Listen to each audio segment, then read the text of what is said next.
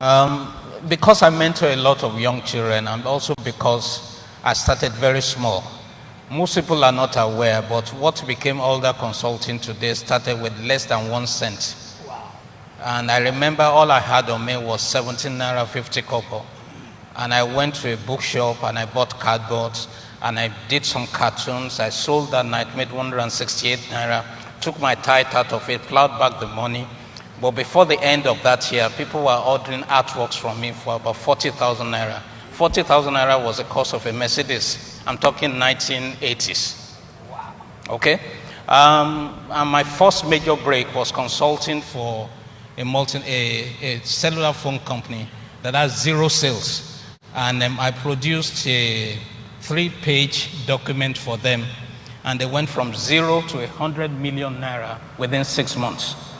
And then they offered me 1 million naira retainership. Again, remember, a Mercedes then was about 40,000 naira. Wow. And so here was a very young man who was wearing jeans and just had a laptop and would go to a corporation and just daze people, and, get results, Now, how did I get to that is the question, and that is a challenge that parents have. Now, when I was a young boy, I used to do a lot of cartooning. I used to do a lot of drawing. Now, if you sat down with me at that point in time, you will say this boy is going to end up an artist. And that's the mistake we make. We make a mechanical progression of the giftings of God instead of a conceptual progression of the giftings of God. What is a conceptual progression? What was being displayed at that point in time was creativity. The application was drawing.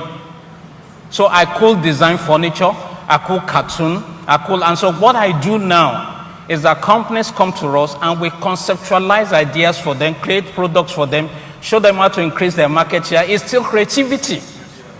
So parents, if you see your child drawing, that is not where he is going. That is the application in which he could handle at that point in time.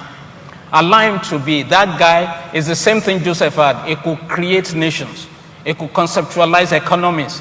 Creativity knows no bounds. And the first introduction of the creative genius in the Bible, Jesus, is creativity. In the beginning, God created. So never ever deny your children creativity. Allow them to think. Allow them to read. I said something. I said you have to be the total man. You have to be the Renaissance man. The problem with Christians, and it's a shame, is the fact that they limit themselves to what they read. You are supposed to understand philosophy. You are supposed to understand economics. You are supposed to understand the humanities. All those things. When I was in university, I read law. All those gifts. I was cartooning in school. I was doing art exhibits. But I remember anytime exams were approaching, I got bored easily. So I would go to the library and start studying biology and start studying science. You have to be like that. It's because you don't believe enough in yourself.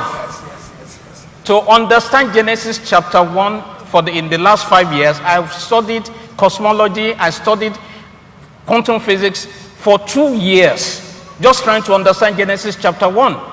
You have to be like that. You have to pass that on to your children, to love knowledge for the sake of knowledge, to love the logos for the sake of the logos. One more point.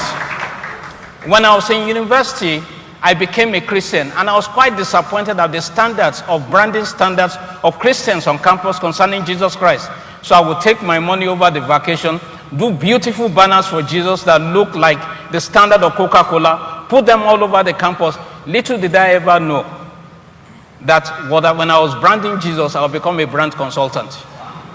I'm not saying it is a causative factor, but there's some associative factor with that. In other words, what you do, what you are going to become, you're already doing.